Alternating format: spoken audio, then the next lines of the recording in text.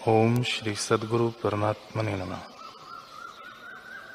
श्री रामचंद्र जी बोले, हे मुनीश्वर, तरंगों के समूह के रण रूपी समुद्र को तर जाने वाले को भी मैं शूर नहीं मानता, परंतु जो इंद्रिय रूपी समुद्र में मनोवृत्ति रूपी तरंग उठते हैं, उस समुद्र के तर जाने वाले को मैं शूर मानता हूँ। ऐसी क्रिया अज्ञानी जीव आरंभ करते हैं कि जिसके परिणाम में दुख हो, जिसके परिणाम में सुख है, उसका आरंभ वे नहीं करते और काम के अर्थ की धारणा करते हैं। ऐसे आरंभ से शरीर की शांति के पीछे भी सुख की प्राप्ति नहीं होती। वे कामना करके सदा जलते रहते हैं। जो अनात्म पदार्थ की तृष्णा करते हैं, उनको शांति कैसे प्राप्त हो? हे मुनीश्वर, तृष्णा रूपी नदी में बड़ा प्रवाह है। उसके किनारे पर वैराग्य और संतोष दो वृक्ष खड़े हैं। जो तृष्णा नदी के प्रवाह से दोनों का नाश होता है। हे मुनीश्वर, तृष्णा बड़ी चंचल है, किसी को स्थिर नहीं होने देती। मोह रूपी एक वृक्ष है, उसके चारों ओर स्त्री रूपी बेली है जो विष से पूर्ण है। उस पर चित्त रूपी भंवरा आ बैठता है, तब स्पर्श मात्र से नाश होता है। जैसे पशु दिन को जंगल में जा आहार करते और चलते फिरते हैं और रात्रि को घर में आए खूंटे से बांधे जाते हैं, वैसे ही मूर्ख मनुष्य भी दिन को घर छोड़ के व्यवहार में फिरते हैं और रात्रि को वह अपने घर में स्थिर होते हैं, परंतु इससे परमार्थ की कुछ सिद्धि नहीं होती। वे अपना जीवन वृथा गवाते हैं। बाल्यावस्था में तो शून्य रहता है और युवा अवस्था में काम से उन्मत्त होता है। उस काम से चित्त रूपी उन्मत्त हस्ती स्त्री रूपी कंदरा में जा स्थिर होता है, परंतु वह भी क्षण भंगुर है। ओम श्री सद्गुरु परमात्मने नमः। मनु बोले, हे राजन, चेतन जब अंतःकरण से मिलकर बहिर्मुख होता है, तब संसारी होकर जरा मरण से दुखी होता है, और जब चेतन शक्ति अंतर्मुख होती है, तब जन्म मरण की भावना को त्याग कर स्वरूप की भावना करता है, जिससे सब दुखों की निवृत्ति होती है। जब इसकी भावना स्वरूप की ओर लगती है, तब कोई दुख नहीं रहता, और जब इसे स्वरूप का प्रमाद होता है, तब यह दुख पाता है। स्वरूप के ज्ञान से आनंद रूप मुक्त होता है। हे राजन, तू संसार रूपी कूप की गगरी ना हो। जब गगरी रस्सी से बंधती है तो कभी ऊपर को जाती है और कभी नीचे, पर जब रस्सी टूट जाती है तब ना ऊपर को जाती है और ना नीचे को। हे राजन, आशा रूपी रस्सी से बंधा हुआ जीव जन्म मरण रूपी चक्र में फिरता है। स्वर्ग और नरकों में फिरने का कारण आशा है। जब आशा निवृत्त होती है, तब ना कोई नरक है ना स्वर्ग। जब तक देह में अभिमान है, तब तक नीच से नीच गति को प्राप्त होता है। जैसे पत्थर की शिला समुद्र में डालो तो नीचे से नीचे चली जाती है, वैसे ही नीच स्थानों को देखकर देहाभिमानी नीचे को चला जाता है।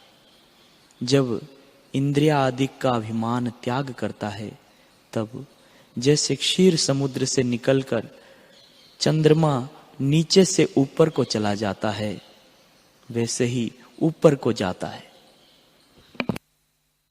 ओम श्री सद्गुरु परमात्मने नमः। मनु बोले, हे राजन, चेतन जब अंतःकरण से मिलकर बहिर्मुख होता है, तब संसारी होकर जरा मरण से दुखी होता है, और जब चेतन शक्ति अंतर्मुख होती है तब जन्म मरण की भावना को त्याग कर स्वरूप की भावना करता है, जिससे सब दुखों की निवृत्ति होती है। जब इसकी भावना स्वरूप की ओर लगती है तब कोई दुख नहीं रहता, और जब इसे स्वरूप का प्रमाद होता है तब यह दुख पाता है। स्वरूप के ज्ञान से आनंद रूप मुक्त होता है। हे राजन, तू संसार रूपी कूप की गगरी ना हो। जब गगरी रस्सी से बंधती है तो कभी ऊपर को जाती है और कभी नीचे, पर जब रस्सी टूट जाती है तब ना ऊपर को जाती है और ना नीचे को।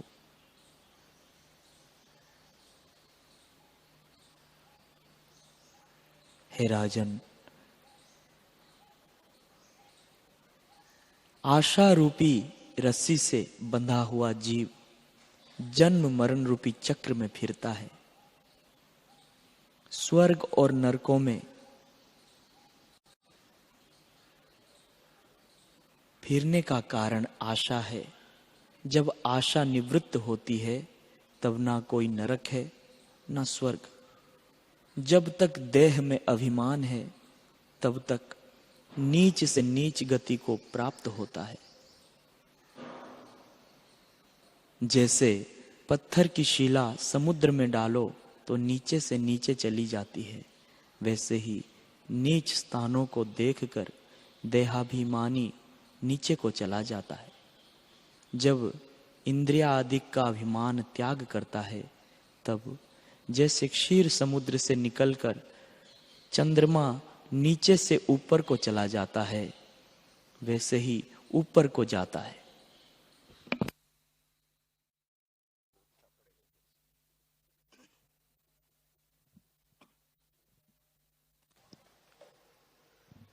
श्री योग वशिष्ठ महारामायण निर्वाण प्रकरण सर्ग 165।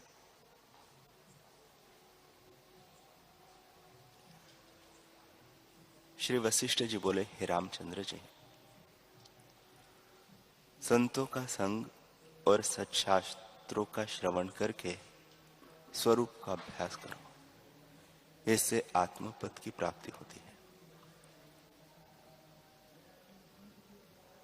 ये तीनों परस्पर सहकारी हैं। जैसे 8 पांव वाला कीट प्रथम चरण को रखकर और चरणों को रखता है तब सुख से चला जाता है, वैसे ही संतों के संग और सच्छास्त्रों के सुनने से आत्मपद का अभ्यास करता है, वह शीघ्र ही आत्मपद को प्राप्त होता है। उसे जगत का अभाव हो जाता है। हे रामचंद्र जी, जगत के भाव और अभाव को ज्ञानी जानता है। जैसे जागृत, स्वप्न और सुषुप्ति को तुरीय अवस्था वाला जानता है, वैसे ही जगत के भाव अभाव को ज्ञानी जानता है।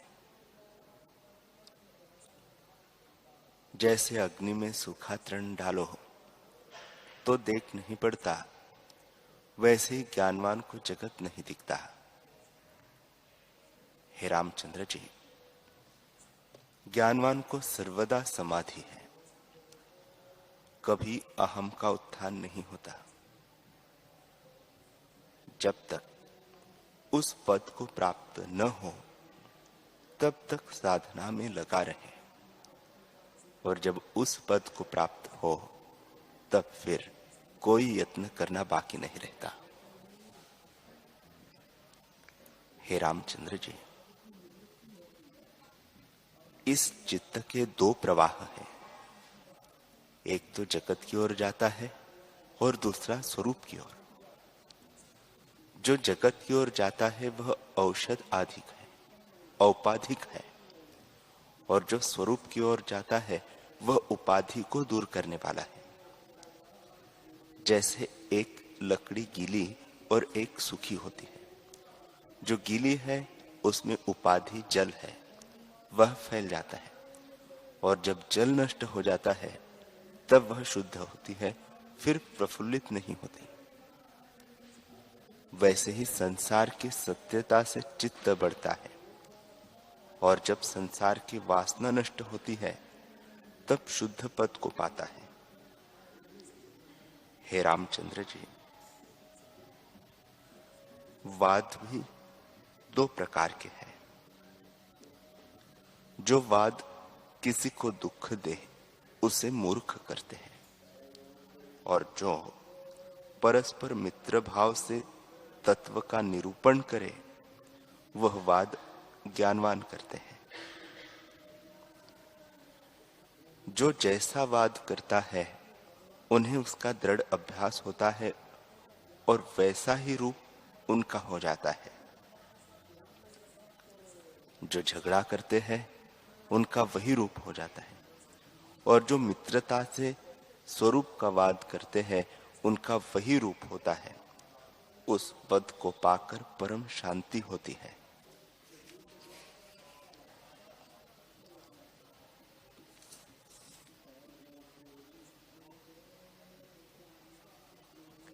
निर्वाण प्रकरण उत्तरार्ध। श्री वशिष्ठ जी बोले, हे रामचंद्र जी, जिस पुरुष ने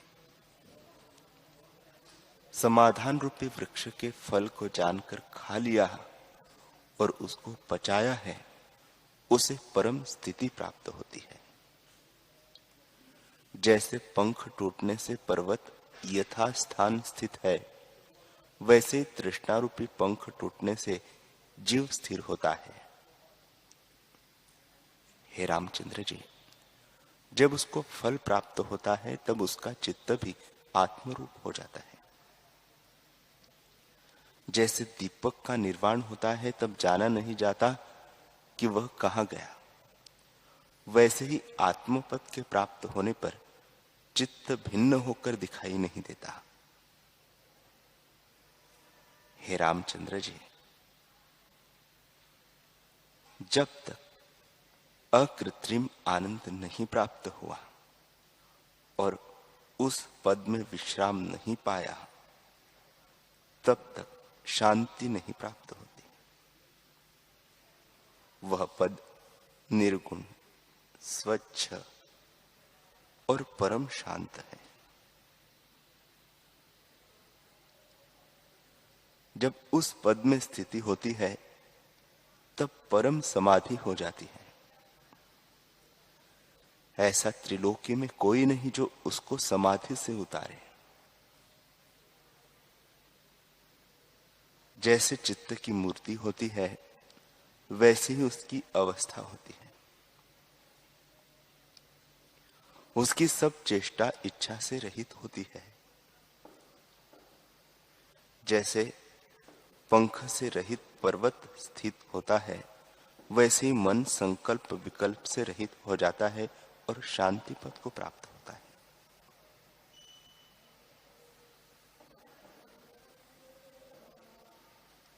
हे रामचंद्र जी, जिसके मन में संसार का अभाव हुआ है वह शांति पद को प्राप्त होता है। जब तक वासना से युक्त है तब तक मन है। जिस क्रम और युक्ति से वासना का क्षय हो वही कर्तव्य है। हे रामचंद्र जी, जब वासना का क्षय होता है तब बोध रूप शेष रहता है।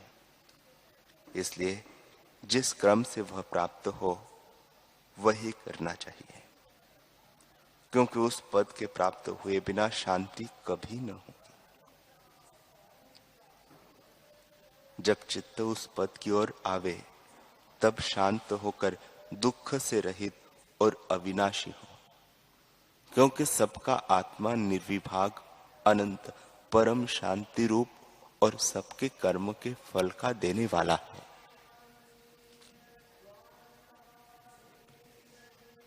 हे रामचंद्र जी, जब ऐसे पद को जीव प्राप्त होता है तब उसको वासना के उत्थान काल में भी आत्मा ही भासित होता है, द्वैत नहीं दिखता। तब समाधि से उत्थान कैसे हो?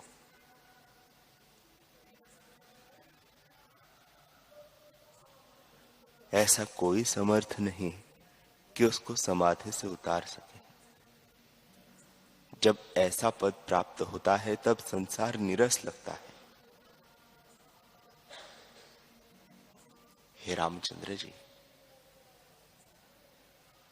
जब तक मनुष्य मूर्तिवत नहीं होता तब तक विषय का त्याग करे, और जब ऐसी दशा हो तब कुछ कर्तव्य नहीं रहता, त्याग करे अथवा न करे।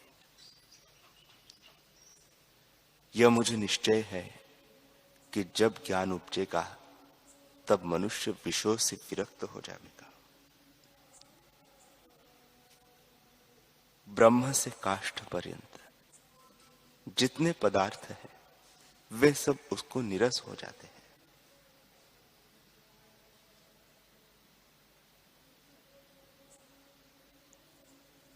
ऐसा जो पुरुष है उसको सदा समाधि है। हे रामचंद्र जी, जिसको समाधि का सुख मिल जाता है वह स्वाभाविक समाधि की ओर आता है। जैसे वर्षा काल की नदी स्वाभाविक समुद्र को जाती है, वैसे ही वह पुरुष समाधि की ओर लगा रहता है।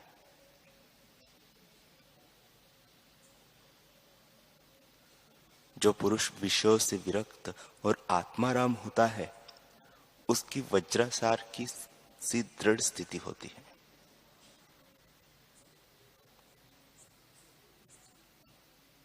जैसे पंख से रहित पर्वत स्थिर होते हैं, वैसे जिस पुरुष ने संसार को नीरस जानकर त्याग दिया है और आत्मा में क्रीड़ा करके तृप्त हुआ है, उसकी मति चलायमान नहीं होती।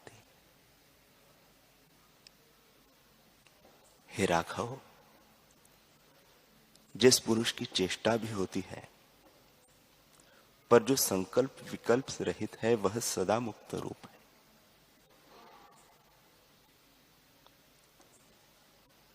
उसको कोई कर्म बंधन नहीं करता, क्योंकि कर्म और साधना का अभाव हो जाता है। जिस पुरुष को जगत निरस हो गया है उसको विषयों की तृष्णा कैसे हो?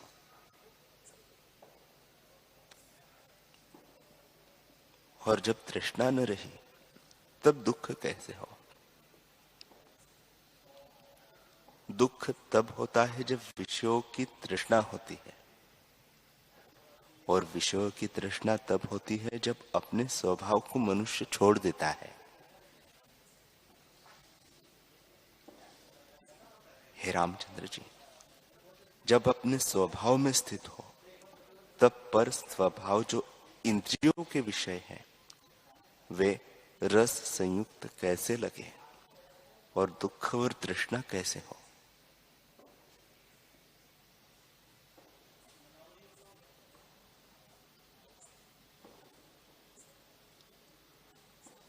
हे रामचंद्र जी, जब मनुष्य अपने स्वभाव को जानता है तब निर्वाण पद को प्राप्त होता है, जो आदि और अंत से रहित है। उसकी प्राप्ति का उपाय यह है कि वेदांत का अध्ययन करें और प्रणव का जप करें। जब इनसे थके तब समाधिस्थ हो, और जब फिर थके तब वही पूर्व स्थिति में आकर मनन करे। जब ऐसे दृढ़ अभ्यास हो तब उस पद को प्राप्त होगा जो संसार का पार है। जब उस पद को पाया तब परम शांति को प्राप्त होगा और स्वच्छ निर्मल अपने स्वभाव में स्थित होगा।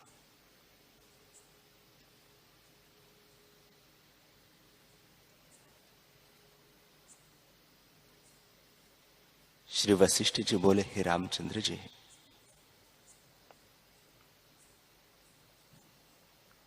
यह संसार बड़ा गंभीर है, इसका तरना कठिन है। जिसको इससे तरने की इच्छा हो उसका यह कर्तव्य है कि वेदांत का अध्ययन, प्रणव का जप और चित्त को स्थिर करे। जब ऐसा उपाय करें तब ईश्वर उस पर प्रसन्न होंगे और उसके हृदय में विवेक उत्पन्न होगा, जिससे संसार असत्य प्रतीत होगा और संत जनों का संग प्राप्त होगा। संत जनों का आचार शुभ है। वे परम शांत, गंभीर और ऊंचे अनुभव रूपी फल से युक्त वृक्ष है। उनके यश, कीर्ति और शुभ आचार फूल और पत्ते हैं। ऐसे संत जनों की संगति जब प्राप्त होती है तब जगत के राग द्वेष रूपी तम मिट जाते हैं।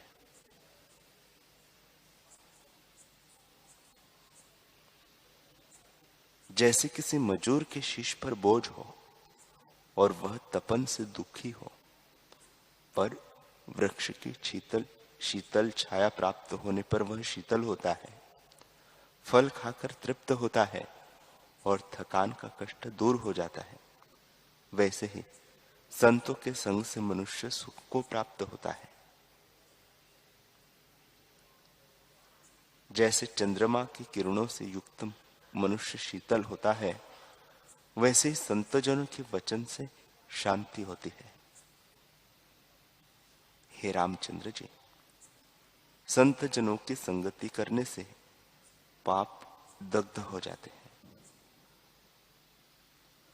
जो पुरुष सकाम होकर तप, यज्ञ और व्रत करते हैं, उनकी संगति न कीजिए, क्योंकि वे ऐसे हैं जैसे यज्ञ का खंभा पवित्र होता है परंतु उसकी छाया कुछ नहीं। इससे उसके नीचे कोई सुख नहीं पाता। हे रामचंद्र जी, सब सकाम कर्म जन्म मरण देने वाले हैं। यद्यपि जिज्ञासु भी यज्ञ, व्रत और तप करते हैं तो भी वे उनसे श्रेष्ठ है, क्योंकि निष्काम है, उनको विषयों में निरसता है और उनका आचार शुभ है। हे रामचंद्र जी, ऐसे जिज्ञासु की संगति विशेष अच्छी है, जिसकी चेष्टा की सब कोई स्तुति करते हैं और वह सबको सुखदायक लगती है।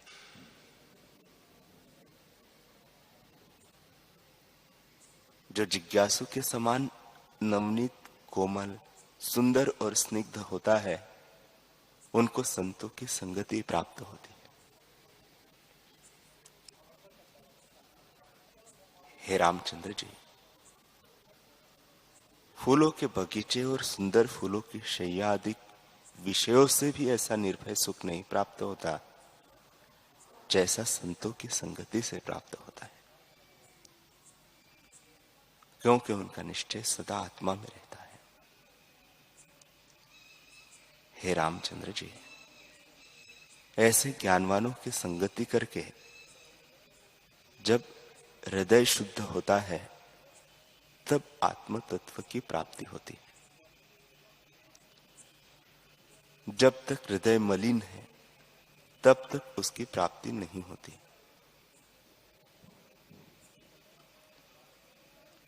जैसे उज्जवल आरसी प्रतिबिंब को ग्रहण करती है, लोहे की शिला प्रतिबिंब को ग्रहण नहीं करती, वैसे ही जब हृदय उज्जवल होता है तब संतों के वचन हृदय में ठहरते हैं।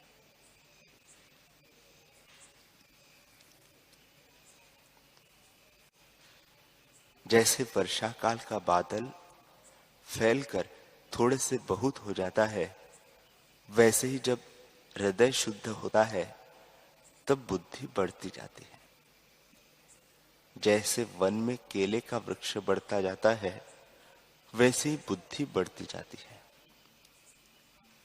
जब आत्म विषयिणी बुद्धि होती है तब जीव वही रूप हो जाता है और बुद्धि की भिन्न संज्ञा का अभाव हो जाता है। जैसे लोहे को पारस का स्पर्श होने पर वह स्वर्ण हो जाता है और फिर लोहे की संज्ञा नहीं रहती, वैसे ही आत्मपद की प्राप्ति होने से बुद्धि की संज्ञा नहीं रहती और विषय भोग की तृष्णा भी जाती रहती है। हे रामचंद्र जी, विषयों की तृष्णा और अभिलाषा ने जीव को दीन बनाया है। जब तृष्णा का त्याग करे तब परम निर्मलता को प्राप्त होता है। जैसे हाथी जब तक शीर पर धूल डालता है तब तक मलिन रहता है और जब नदी में प्रवेश करता है तब निर्मल हो जाता है, वैसे ही जब जीव तृष्णा रूपी राख का त्याग करता है और आत्मा में स्थित होता है तब निर्मल होता है। हे रामचंद्र जी,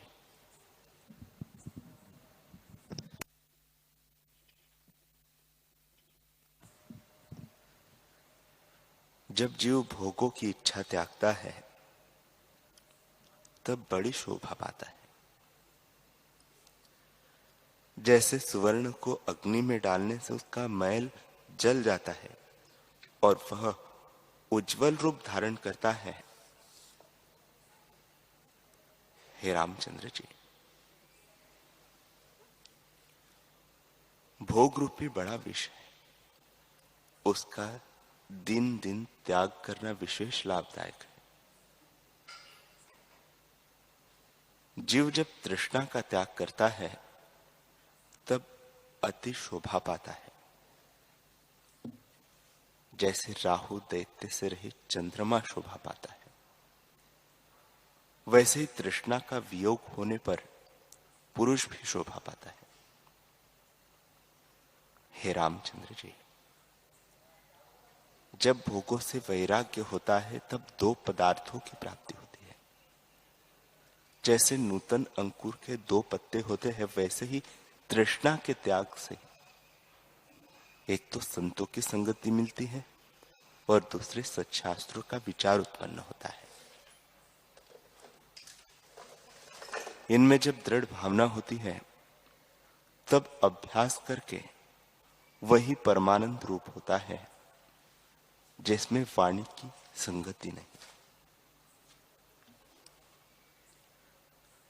तब मनुष्य भोगों की इच्छा से मुक्त होता है और परम शांति सुख को पाता है। जैसे पिंजड़े से निकलकर पक्षी सुखी होता है, वैसे ही वह सुखी होता है। हे रामचंद्र जी, जीव को भोग की इच्छा ने ही दीन किया है। जब इच्छा निवृत्त होती है तब गोपद की तरह वह संसार समुद्र को लांघ जाता है। तब उसको तीनों जगत सूखे तृण जैसे तुच्छ लगते हैं।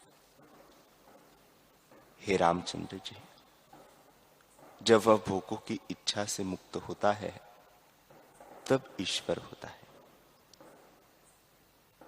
जिस पुरुष को आत्म सुख प्राप्त हुआ है वह भोगों की इच्छा कभी नहीं करता और जब वे आकर प्राप्त होते हैं तब भी वे उसको निरस और मिथ्या प्रतीत होते हैं।